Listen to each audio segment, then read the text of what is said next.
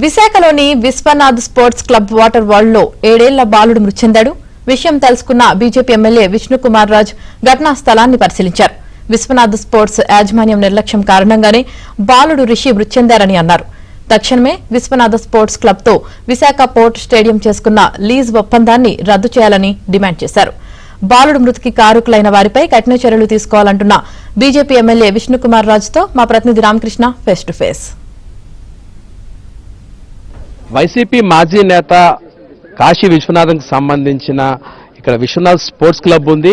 ఇది port స్టేడియంలోని అకేపల్ highway దగ్గర ఉంది. ఇక్కడ లీజుకు తీసుకొని ఇక్కడ కార్యక్రమాలు నిర్వహిస్తున్నారు. అంటే కొంచెం కల్చరల్ ప్రోగ్రామ్స్ అలాగే స్పోర్ట్స్కి సంబంధించిన ప్రోగ్రామ్స్ కూడా కండక్ట్ చేస్తున్నారు. దీనికి సంబంధించి కూడా ప్రజల నుంచి కూడాను ఫీజు వసూలు చేసి ఇక్కడ స్విమ్మింగ్ పూల్ అలాంటివి నిర్వహిస్తున్నారు. అయితే ఎండాకాలం కాలం చాలా మంది కూడాను ప్రజలు కూడాను తమ కుటుంబ సభ్యులతో వస్తున్నారు. అయితే నిన్న ఒక విషాదం చోటు చేసుకుంది.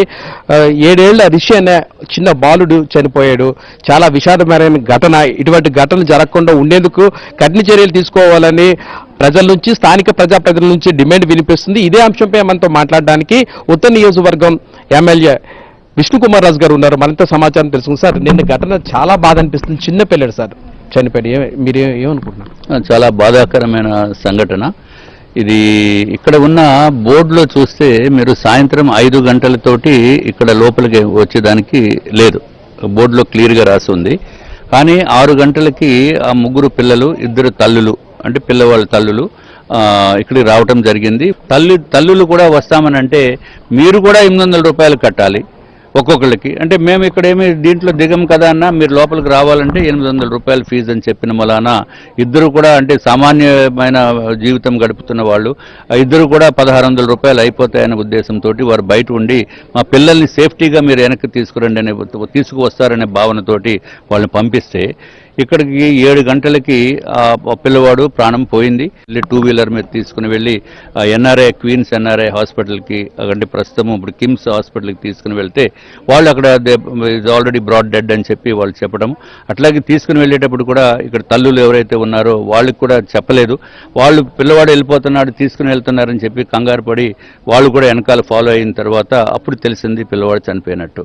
ఇది చాలా చాలా దుర్మార్గము, దురదృష్టకరము. అంటే ఇక్కడ మీరు చూస్తే ఎక్కడ కూడా సైడ్ రైలింగ్స్ లేవు. ఎక్కడన్నా ఈ సైడ్స్లో పట్టుకునే దానికి రబ్బర్ ఫెండర్స్ లాగా చిన్న చిన్నవి పట్టుకుని ఏదైనా సేఫ్టీ గురించి అవి కూడా లేదు. ఎక్కడ సీసీ కెమెరాస్ లేవు. అంటే ఎవరైతే పరిరక్షణ చేయటం గురించి స్విమ్మర్సో లేకపోతే ఎవరైనా ఉండాలో వాళ్ళు కూడా ఇక్కడ లేనటువంటి సిచ్యువేషన్లోనే ఇది ఇలా జరిగిందని చెప్పడానికి ఏమాత్రము సందేహం లేదు. కానీ దీనంతటికీ కారణము ఈ మేనేజ్మెంటు బాధ్యత తీసుకోవాల్సిన అవసరం ఉంది.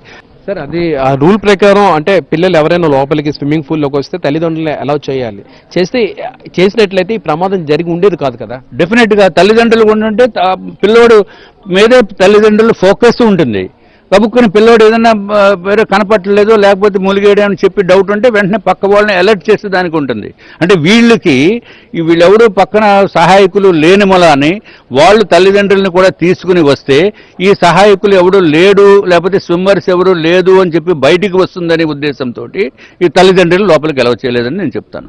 సార్, మీరు స్వయంగా ఇప్పుడు స్విమ్మింగ్ పూల్ లోపలికి వెళ్ళారు. పైగా మీరు ఒకళ్ళు కూడా వెళ్ళలేదు, మీతో పాటు 4-5 కూడా ఉన్నారు. మీరే 4-5 వెళ్ళారు. అలాంటిది నేను అబ్బాయిని అంత చిన్న పిల్లడిని ఎలా పంపించారు? పంపకూడదండి. ఇప్పుడు నేను లోపలికి వెళ్ళేటప్పటికి 5 ఫీట్ దాటేటప్పటికి లోపలికి పోయేదానికి లేదు. ఎందుకంటే కింద ఆల్రెడీ మూమెంట్ మనకి కంట్రోల్ ఉండటం లేదు. అదే వేవ్స్ వచ్చినప్పుడు అసలు కంట్రోల్ ఎట్లా ఉంటుంది? నేను మా వాళ్ళని ఇద్దరిని తీసుకుని వెళ్ళాను లోపలికి.